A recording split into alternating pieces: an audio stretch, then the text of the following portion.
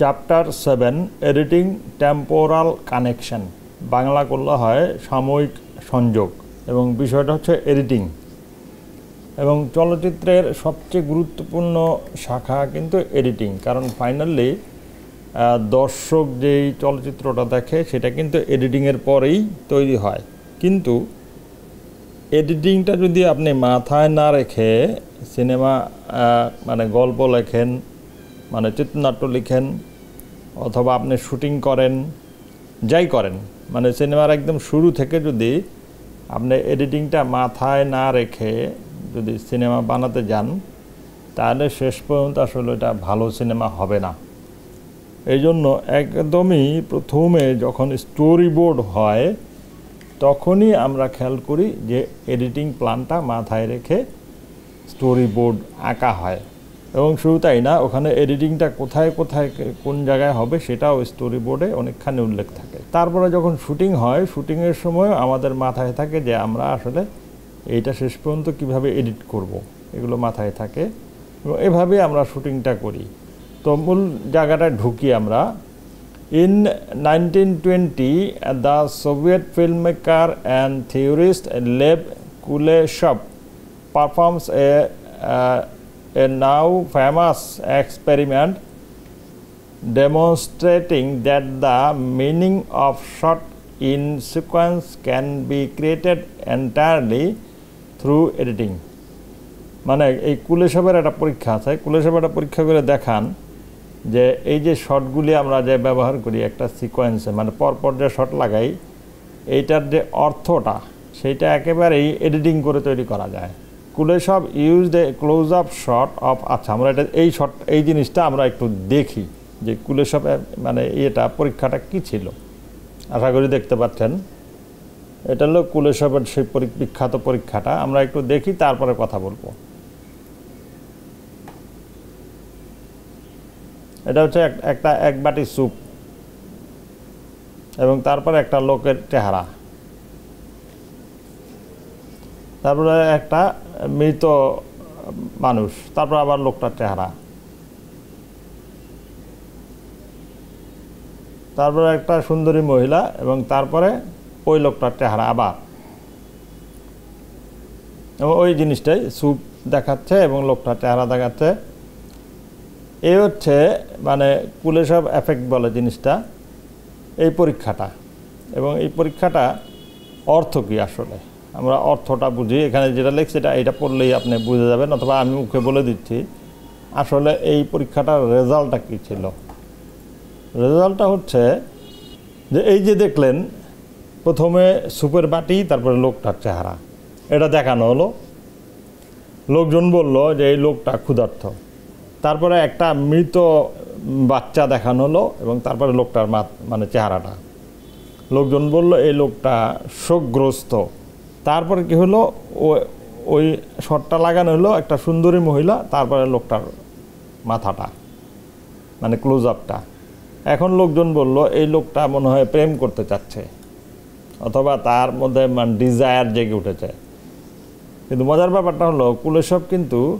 প্রতিবারই যেই শটটা লাগিয়েছেন সেটা একটা মানুষেরই শটে মানে এইটা কোনো চেঞ্জ করে না ওই শটটাই লাগাইছে সেম শটটা তিনটা আলাদা আলাদা শটের সঙ্গে লাগাইছে এবং তাতে করে দর্শক হিসেবে কী হয়েছে দর্শক ভিন্ন অর্থ বুঝতে শট কিন্তু একই ওই লোকটা শটটা কিন্তু তিনটা শটই কিন্তু একই শট আলাদা কোনো শট ব্যবহার নেই এবং নতুন করে অভিনয় করতে বলেনি তার মানটা দাঁড়াচ্ছে যে এডিটিং করে আপনি ভিন্ন অর্থ তৈরি করতে পারেন যেটা এখানে বলছে সেটা বলছে কি যে দ্য মিনিং অফ শট মানে শটগুলির যে অর্থ ইন সিকোয়েন্স মানে সিকোয়েন্সের মধ্যে যে শটগুলির অর্থগুলি এই যে পরপর সাজানো সিকোয়েন্স যেটা এইটার মধ্যে যে শটগুলির অর্থটা can be created entirely through editing এটা এডিটিংয়ের মাধ্যমে তৈরি করা সম্ভব Kuleshov used a close up shot of the Russian actor Mosjoukine's expressionless page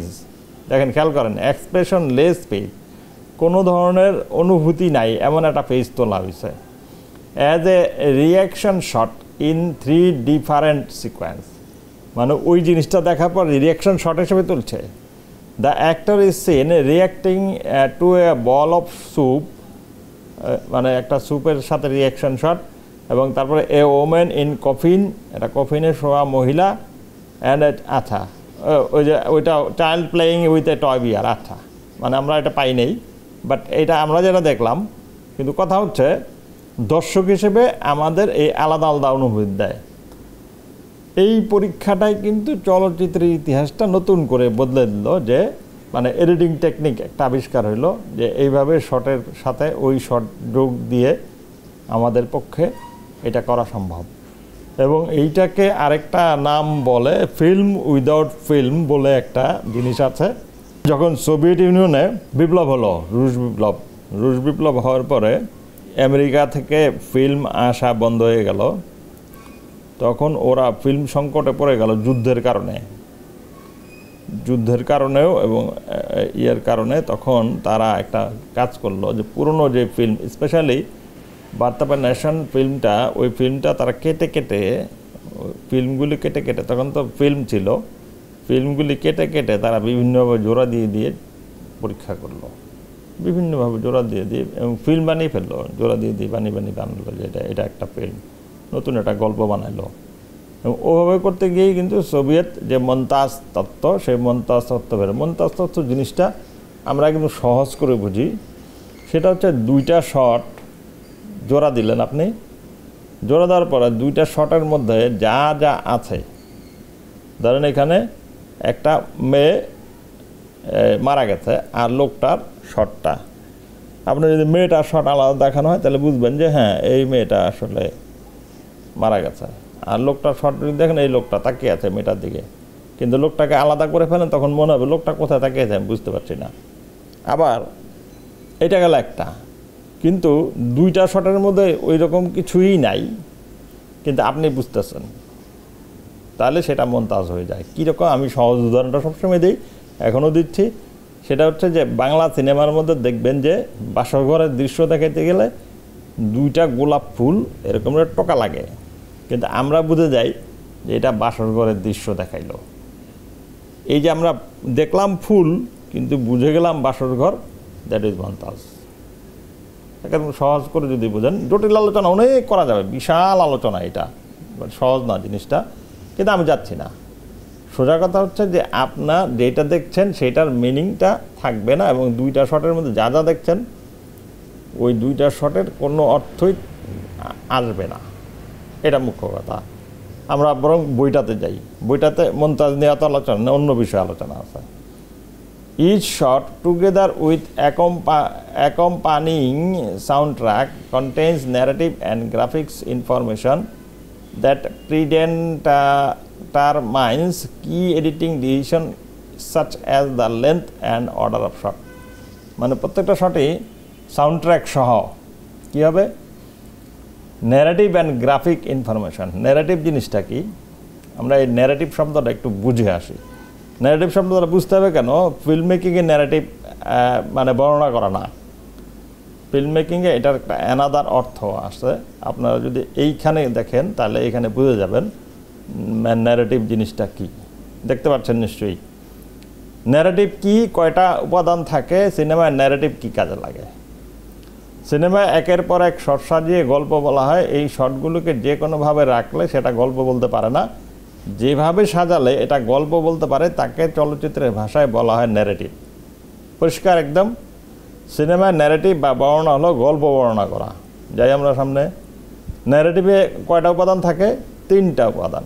একটা হলো ধারাবাহিক ঘটনার মালা, আরেকটা হলো কার্যকারণ সূত্রে সাজানো, আরেকটা হচ্ছে বাদ দেওয়া অংশ। এই তিনটা জিনিস থাকবে। ব্যাখ্যা করি আমরা একটু সামনে গিয়ে। ধারাবাহিক ঘটনার মালা বলতে কি বোঝাচ্ছি, শটগুলো এমনভাবে সাজাতে হবে যাতে করে ঘটনাগুলো ধারাবাহিকভাবে ঘটছে সেটা বোঝা যায়। আগের ঘটনাটাকে আগে এবং পরের ঘটনাটা পরে ঘটবে, একটা ধারাবাহিকতা থাকবে। গেল কার্যকারণ সূত্রে সাজানো, কজ এফেক্ট, কারণটা আগে ঘটে ফলাফলটা পরে ঘটে, এটাকে বলা হয় কার্যকারণ সূত্র। এই সূত্র মেনে শটগুলো সাজাতে হবে, কারণটা দেখিয়ে তারপর ফলাফলটা দেখাতে হবে, তাহলে দর্শক সহজে বুঝবে। তবে কখনো কখনো উল্টে দিয়েও গল্প বলা যায়। আচ্ছা, এই যে কখনো কখনো উল্টে দিয়েও গল্প বলা যায়, এটা মাথায় রাখেন, এটা ইম্পর্টেন্ট। তারপর হচ্ছে বাদ দেওয়া অংশ, ইলিপসিস বলা হয়।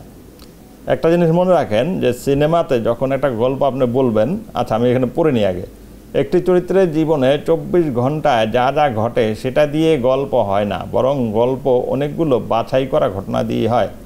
ঘটনা বাছাই করার পর যা কিছু থাকে সেটাকে বলা হয় বাদ দেওয়া অংশ বা ইলিপসিস। ইলিপসিস ন্যারেটিভের একটা গুরুত্বপূর্ণ অংশ। ন্যারেটিভে অনেক অনেক ঘটনা থাকাটা জরুরি, কিন্তু কেবল ঘটনা থাকলেই সেটা ন্যারেটিভ হয়ে ওঠে না। সেই ঘটনাগুলো ধারাবাহিকভাবে ঘটনা সাজানো হয়। এই সাজানোর ক্ষেত্রে কার্যকারণ সূত্র রাখতে হয়। কারণ ছাড়া কোনো ঘটনা দেখালে সেটা দর্শকের কাছে জটিল মনে হয়। এই কারণে সবসময় ন্যারেটিভ রাখা ঘটনাগুলো কার্যকারণ সূত্র অনুসারে সাজাতে হয়। ঘটনাগুলো এমনভাবে সাজাতে হয় যাতে করে পরিবর্তন টের পাওয়া যায়, যেমন স্থানের পরিবর্তন, সময়ের পরিবর্তন ইত্যাদি। অর্থাৎ প্রথম ঘটনা যোগ পরিবর্তন দ্বিতীয় ঘটনা, একটা পরিবর্তন রাখতে হবে মাঝখানে। কেমন জিনিসটা?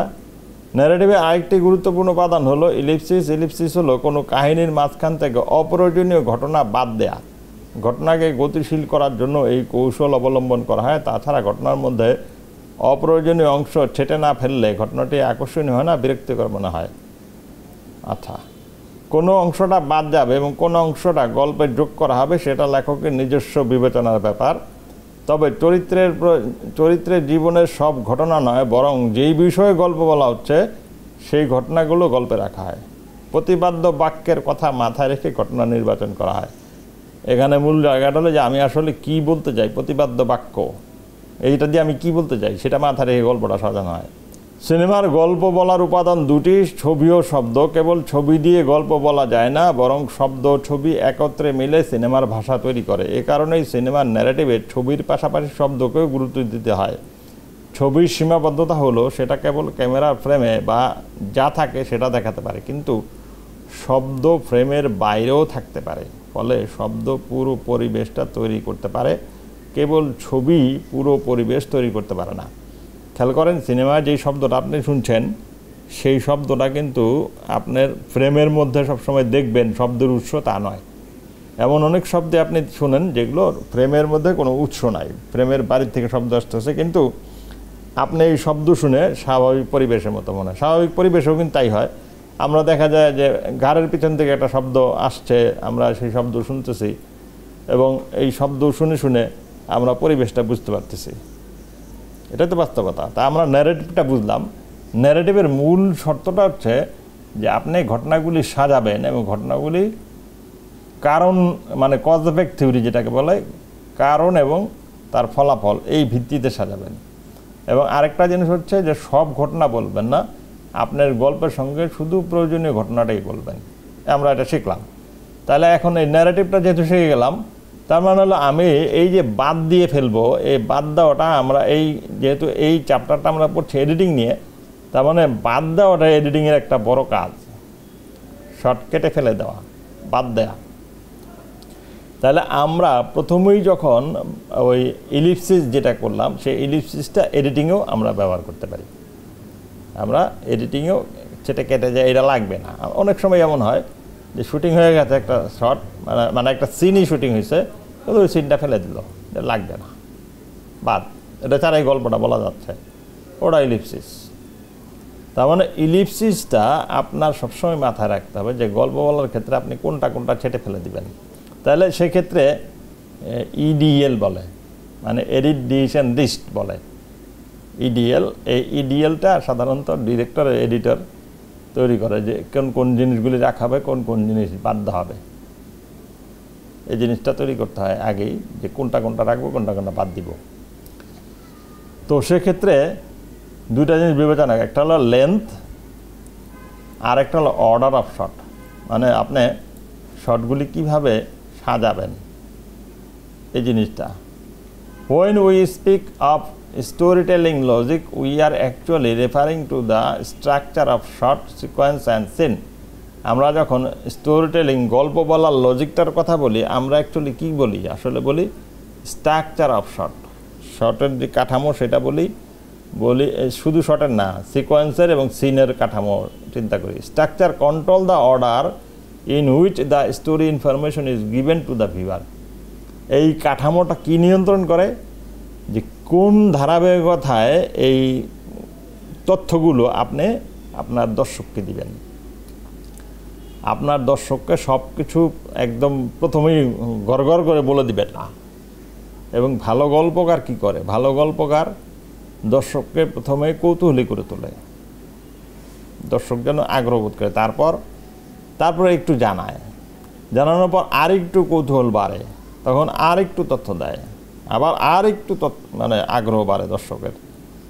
এই যে আগ্রহ বাড়ে এইটাকে বলা হয় রাইজিং অফ অ্যাকশন। আমরা যেটা বলছি যে এই যে আগ্রহটা আপনি তৈরি করবেন, আপনাকে এই আগ্রহটা তৈরি করতে হবে। এবং এই গল্প বলার টেকনিকের মধ্যে প্রথমেই কথা হচ্ছে এই ইনফরমেশন সব দিয়ে দিবেন না, আপনি ইনফরমেশন অল্প অল্প করে দিবেন এবং এমনভাবে ইনফরমেশনটা সাজাবেন যেন আপনার ইনফরমেশনের কারণে দর্শকের একটা কৌতূহল তৈরি হয়।